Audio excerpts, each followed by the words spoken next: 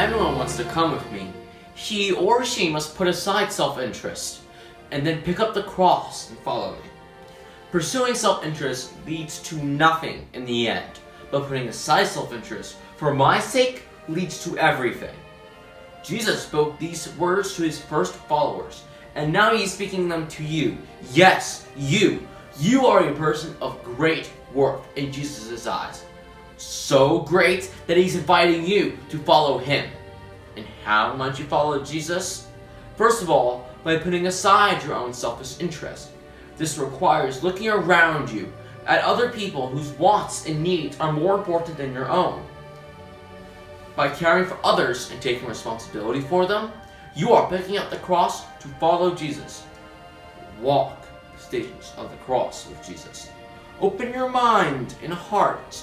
Allow him to speak to you, to teach you. In doing so, you will lose nothing. Indeed, you will gain everything.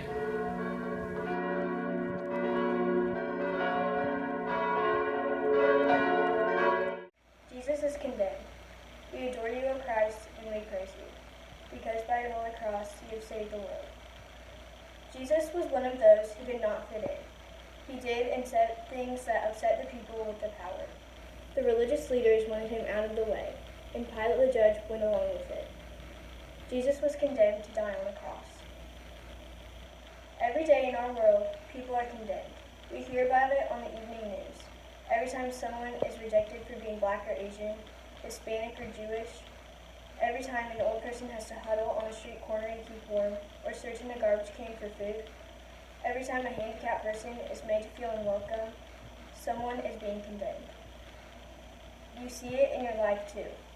There are those who are constantly the butt of jokes. They look funny, or talk funny, have different opinions, are annoying. They just don't fit in. Yes, forgive us for the times we condemned you and others through our silence and indifferences. Help us to love and welcome all others as you did. Teach us how to follow you.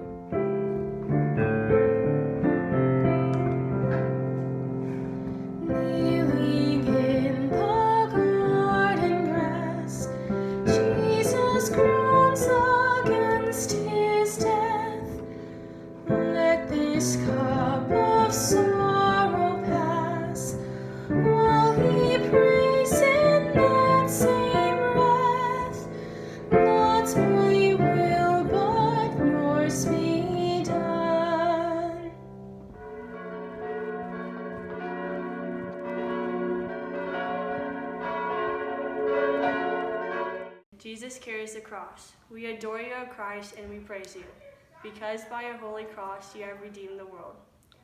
Jesus was forced to carry the burden of the cross. Surely there were those in the crowd who knew him. They saw the soldiers drop the cross on his shoulders, but they were worried about themselves. They did not protest the rough treatment he received. They did not come forward. All around us, people are carrying heavy burdens. Some of these burdens we know about, but we ignore them. Some of these burdens we don't know about, like the ones carried by our neighbors or co-workers, but we don't really care. Others we hear about on the news, like war, hunger, poverty, and injustice. But we can't be bothered with what goes on elsewhere in the world. We allow ourselves to be deaf and blind to the pain of others. It's easier that way. We have enough to do just taking care of ourselves. Jesus, forgive us for the times we have walked away from the burdens of others. Help us not to be deaf and blind to their pain. Teach us how to follow you. When the massive cross of wood bends and bruises Jesus' frame, hear him seek eternal good as he prays in heaven's name. Not my will, but yours be done.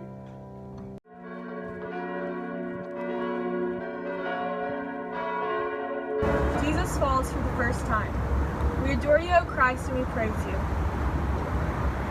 Jesus fell flat in front of the soldiers, in front of people who had believed in him, in front of his own mother. He was in this situation because he had spoken out and taken risks for others. Look where it got him. What must he have been thinking as he lost control and fell under the cross? The worst thing that can happen to us is to fall flat on our faces in front of others. When we say or do something stupid, when we're not accepted for who we are, when we're laughed at, or even worse, ignored. To be shut out is the worst way to fall flat. We know there are those on the outside looking in. Can we blame them alone for their fall? Do we even suspect that the part we may have played in knocking them down? What do we do to help them? It's too risky to reach out. We're too busy with our affairs. What would our friends think? Jesus, forgive us for the times we have shut others out and refused to help. Help us to be aware of their needs. Teach us how to follow you. Jesus, forgive us for the times we have shut others out and refused to help. Help us to be aware of their needs. Teach us how to follow you. Jesus falls beneath the weight of the cross he's forced to bear, yet its load of sin and hate do not crush his hope and prayer. Not my will, but yours be done.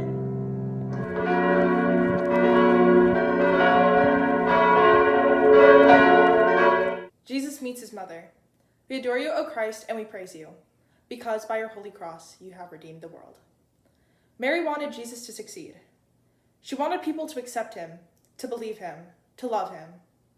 But here she meets him, and he's carrying a criminal's cross. Did she think that he was guilty, that he was a failure, or did she love and support him? As parents, we expect so much of our children. We want them to succeed. We want to believe that they can do anything, that everyone will like them, that they will never cheat or steal or lie, that they will always choose to do what is right. We wanted our own parents to always think the best of us. There were things we did that we did not want them to know about. We have failed to see the best in our children, or have misunderstood them, and for the times we have resented our own parents. Help us to be grateful for their love. Teach us how to follow you. Jesus waits in Mary's eyes, all the sorrow mothers bear, and he prays his friend supplies, grace to strengthen her own prayer. Not my will, but yours be done.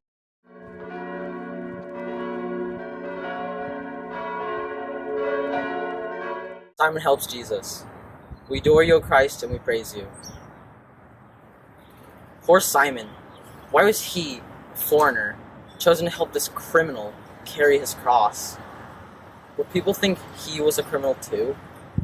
He was probably embarrassed and humiliated to be forced into this situation. Was there even a moment when he forgot his own discomfort and looked at Jesus with compassion? Sometimes because of work or social situation, we are forced to associate with an outsider, someone we wouldn't be caught dead with otherwise. We don't stop to think about that other person's feelings.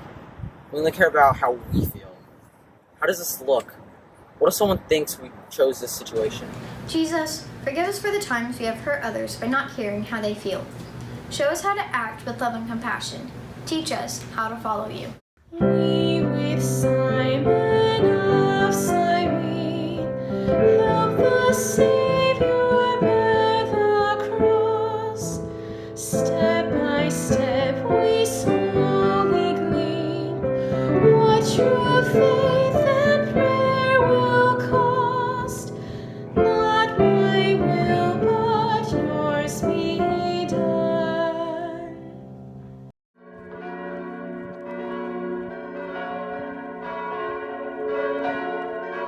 Veronica wipes the face of Jesus. We adore you, O Christ, and we praise you, because by your holy cross we have redeemed the world. Veronica bucked the crowd. Her sympathy overcame her fear, and she came forward to wipe the blood and sweat from Jesus' face. She didn't stop to think about the consequences or to measure her own needs. At that moment, she thought only about the needs of Jesus. There are people who sometimes actually buck the crowd. When everyone else is drinking or doing drugs or telling crude or racist jokes or tearing someone down, this person speaks up. Hey, this isn't right. This isn't good. I refuse to go along. And everyone laughs or calls him a goody-goody. Jesus, forgive us for the times we have laughed at people that buck the crowd. Help us to learn to accept the truth about ourselves and what we do. Teach us how to follow you. Seek the courage and the grace that Veronica displays when she wipes the bleeding face of the one who bravely prays, not my will but yours be done.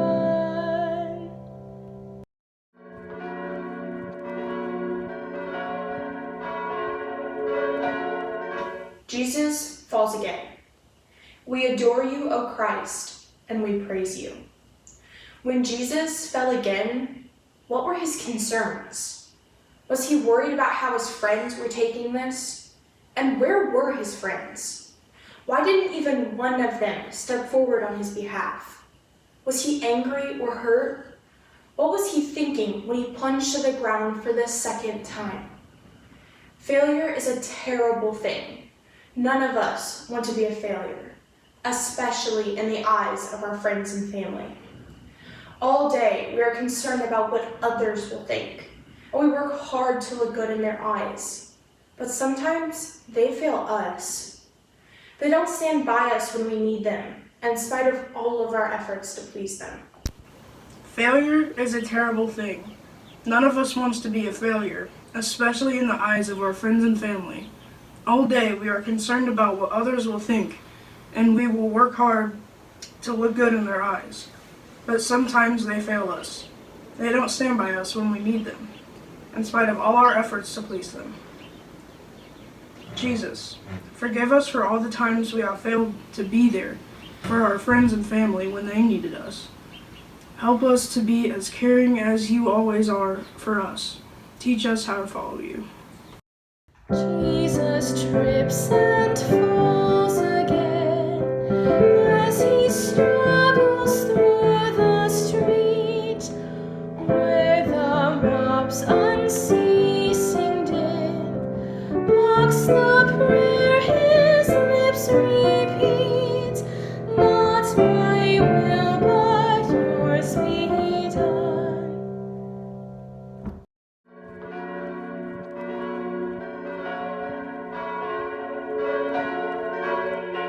Jesus speaks to the woman of Jerusalem.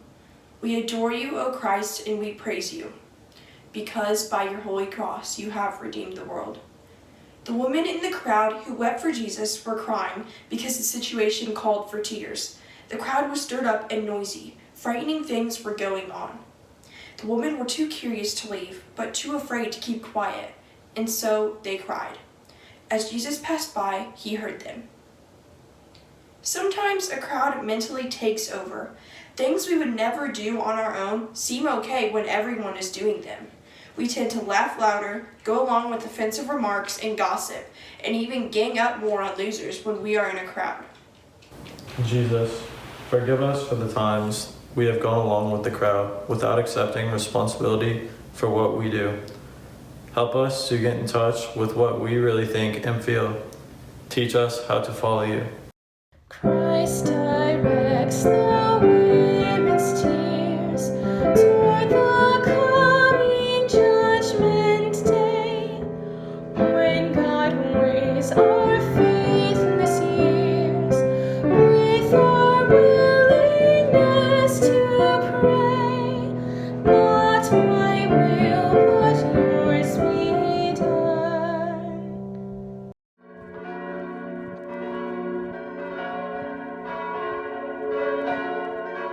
Jesus falls the third time. We adore you, O Christ, and we praise you, because by your holy cross you have saved the world. Jesus fell 3 times with the cross on his shoulders. All those people watching, what were they thinking? He had helped so many of them, but now not one of them had the courage to come forward. Were they frightened of the soldiers and the angry crowd? Or was it simply that Jesus was no longer one of them, and so they let him fail? To be made fun of once is bad enough. To have it happen again and again is agony. Yet there are people in our lives who are made fun of all the time, and we do it to them too. They don't fit in, they don't belong, so it's okay. Everyone does it. Everyone knows how different they are. They fall down in front of us over and over, and we just knock them down again. Jesus, forgive us for the times we make fun of others. Give us the courage to lift them up when they fall, even if they don't fit in. Teach us how to follow you. Jesus stumbles one last time, nearly broken by the load. Yet the prayer finds strength to climb Calvary's final stretch of road. Not my will, but yours be done.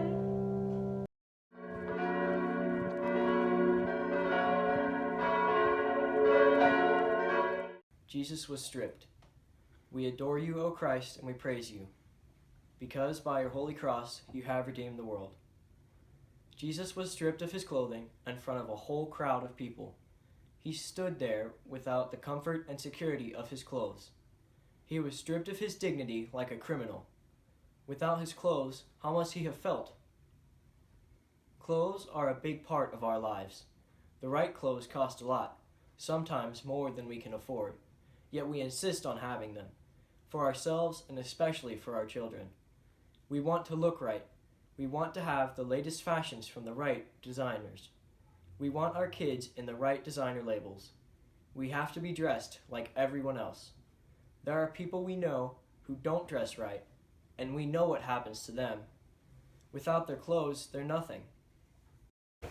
Jesus, forgive us for the times we have cared more for good clothes than for good people. Help us never to value designer labels more than the needs of others. Teach us how to follow you. Naked to the sun and clouds, and the jeers and mocking stare of the soldiers and the crowds, Christ continues with his prayer. Not my will, but yours be done.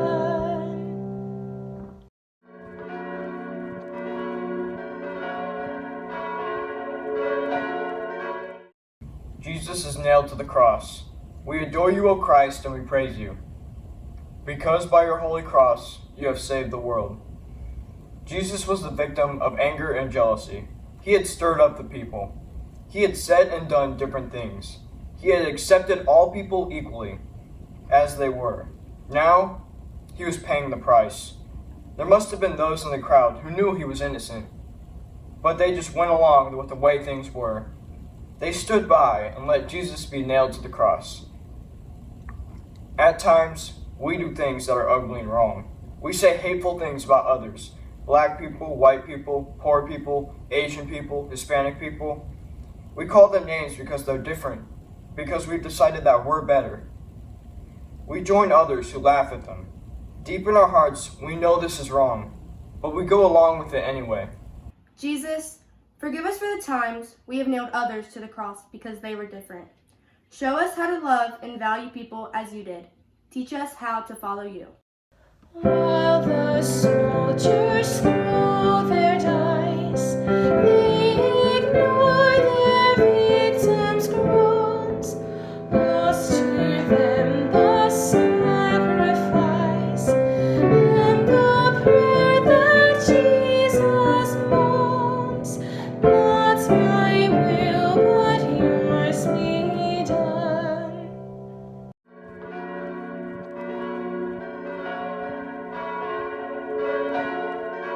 Jesus dies on the cross. We adore you, O Christ, and we praise you. What was Jesus feeling as he died? Was he hoping to get it over with? Or was he worried about his friends, his mother, his followers? Was he angry at God and at life? What did he mean when he said, "Forgive them, Father, for they not know what they do"? Was he really so unselfish? that he could pray for those who hurt him. We all think about dying from time to time. It is a thought that comes to us as we grow older, or when things go wrong, when we are rejected, or when we are drinking or smoking too much and can't seem to stop, or when others are disappointed in everything we do. We are tempted to believe that death is easier than facing our problems. Jesus, forgive us for the times we quit too easily because we're only thinking about ourselves. Share with us the kind of unselfish courage you had. Teach us how to follow you. Jesus gives one loud last cry at the moment of his death, while his prayer moves heaven's sky with his final parting breath. Not my will, but yours be done.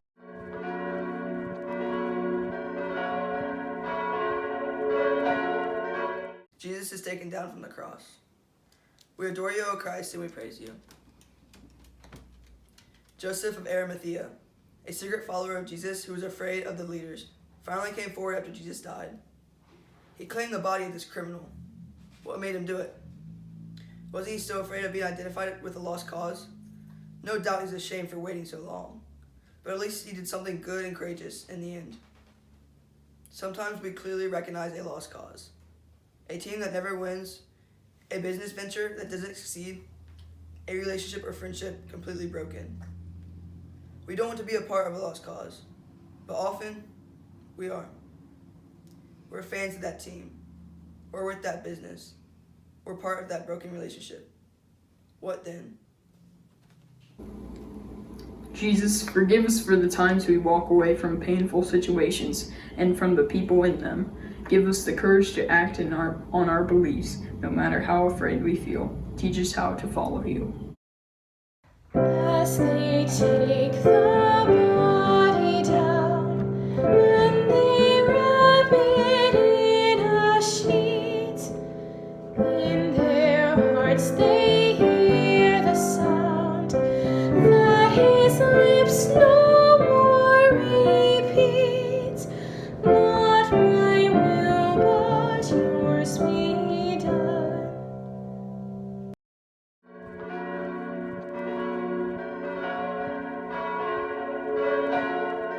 Jesus is placed in the tomb. We adore you, O Christ, and we praise you, because by your holy cross you have saved the world. Jesus spent his public life preaching, healing, and helping others. He promised good things to those who followed him. But here he was, dead from crucifixion, and apparently good things had not happened to him or to those who believed in him. At this moment of sorrow and failure, his followers had abandoned him, and he was buried in another man's grave. When we've worked hard at something, we expect to be rewarded. The job promotion, praise from our family and friends, cheers from the fans. We certainly don't want to be blamed for doing our best. It happens sometimes, though, to people we know, and we walk away from them. We don't want to hang out with losers. Jesus, forgive us for the times we have measured our success by the applause and praise for others.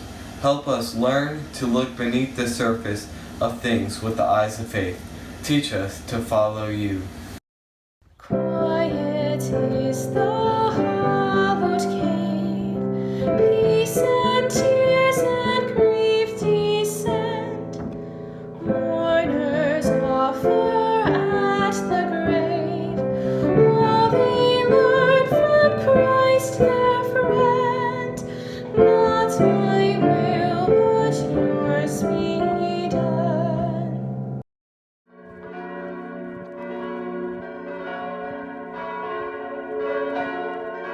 The resurrection. We adore you, O Christ, and we praise you.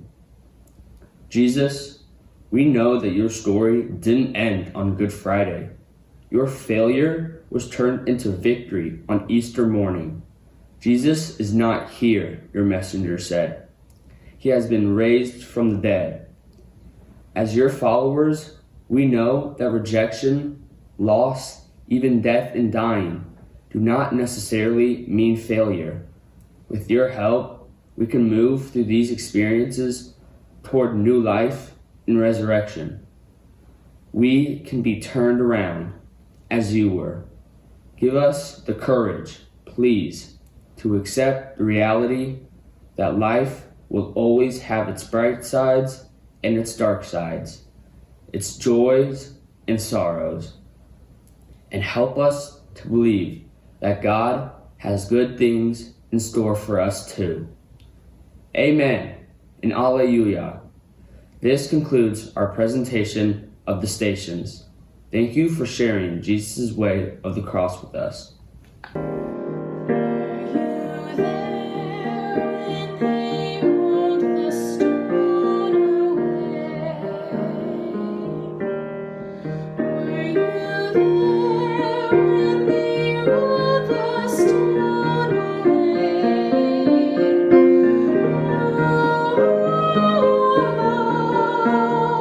Sometimes it causes me to tremble, tremble, tremble.